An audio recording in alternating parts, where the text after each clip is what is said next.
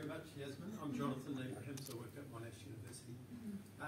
Given what your study has found, I'm wondering how that's being implemented where you work.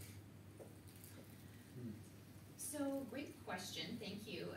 So this analysis that I've just presented is actually part of phase 1 of a study that we're doing, and so we have identified indicators that correspond with the elements of the framework which I spoke to. So, for example, for the workforce capacity element, there are actionable indicators that have been developed, and so what we're doing is actually working with the same group of 5 public health agencies across Canada that we collected the data from, and working with them to facilitate emergency preparedness projects in their public health agencies that correspond with those indicators. So to give an example, one of our indicators relates to having a professional development plan pertaining to emergency management topics at the public health agency level.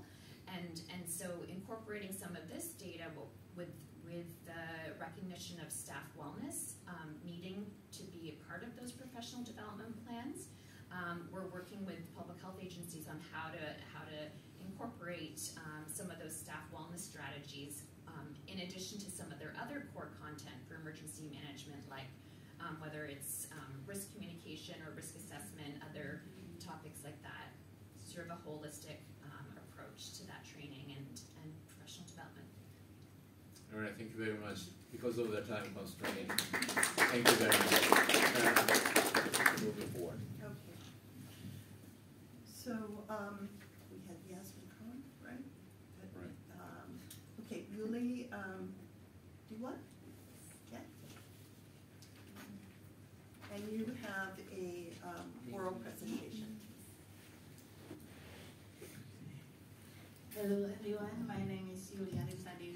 I'm coming from Indonesia. I'm doctoral student on psychology in Gajah Mada University, and it is a great honor for me to present our research about the intervention for enhancing disaster responder resilience in Southeast Asia, a scoping view. And here with me, the researchers are me myself, Muhammad Masrihan, Kuncoro Sukarno, Ibu Praditya Putri Petigi here, and Pak Mizan Bursanul Fuadi. And we know that disaster is an important issue, and in Southeast Asia is the most prone to disaster area in the world. So discussing disaster is important, and not forgetting about the psychologists, because disaster not only affected to the physical but also psychologists. And in psychology itself, there is a growing shift discussion not only the risk but also growing about the positive psychology. We understand about post-traumatic growth rather than post-traumatic stress disorder, and previously research about the psychology preparedness, and also there is a community readiness and also the resilience. But it is still remain limited research on disaster resilience in this area. So and the next, the role of responders is important. They not only as become a helper, but they also becoming secondary victims in disaster. And we should not only focus on the primary victim, but also how to prepare those responders, staff, or the volunteer. And the literature remain focused on the risk, mental health risk, but rather than the resilience. So in the COVID-19 experience, we acknowledge the highlight the need for culturally tailored evidence-based intervention. And until now, there is no scoping review on resilience intervention for Southeast Asia disaster responders. So we want to know what is the characteristic of intervention has been developed and been into the action, and also we want to know the gap and limitation of the existing studies, because this is my literature review part of my dissertation on doing an action research for the volunteer in Indonesia facing the flood disaster in Semarang and Demak, Central Java, Indonesia. So we generate the keywords. 4 major keywords are intervention, disaster responders, resilient, and Southeast Asia. And we using the Boolean, transcation, parenthesis, and question mark. And the protocol already registered in OSF, and you can find the same title on this. And we conduct the searching following the PCC framework, population, concept, and context. And we also edit from the language, study type that only focus on primary research, not only then excluded the review or book or module, and focus on disaster responder staff and volunteers. The database itself, there is Scopus, PubMed, Web of Science, ScienceDirect, and Google.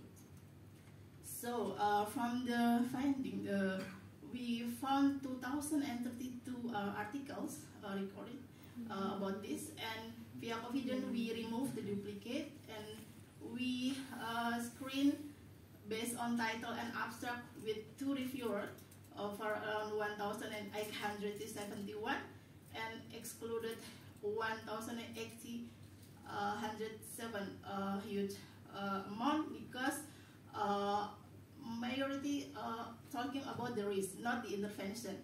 And then we full identify with the full article analysis, 58, and we finally included 8 articles.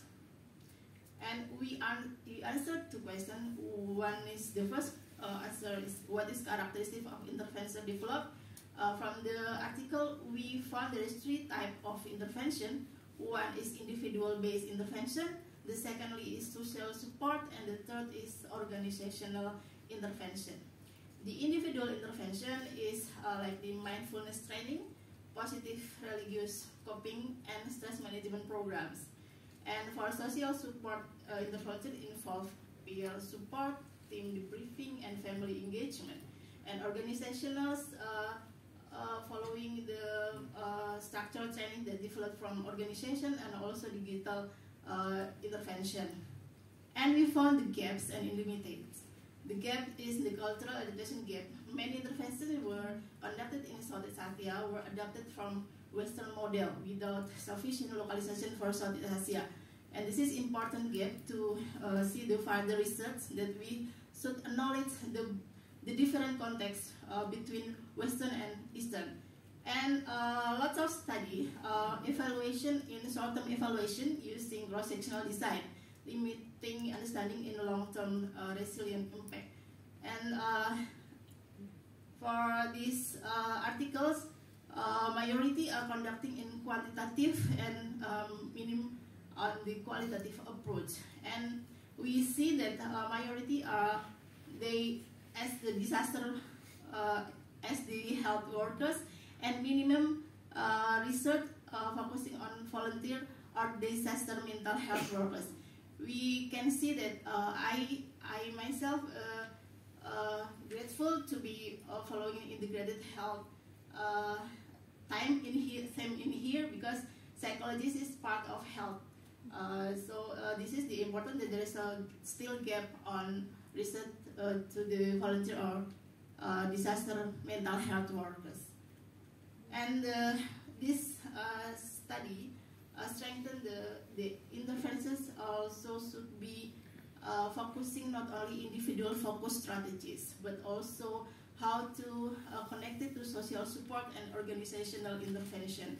And in Southeast Asia, it's still limited to highlight the culturally sensitive and context-specific resilience program. This is very highly need to tailor it to Southeast Asia context, and also supporting to the multi-level approach essentially. There is a limitation for this study. There is a geographic scope, and there is a language restriction that only English and Bahasa, and type of responders, only staff and volunteer, and excluded the other concept of responders. So this limited research, there is a conclusion is there is a limited research on resilient intervention for disaster responders in Southeast Asia, mostly focusing on what is effect on mental health. And the more study focus on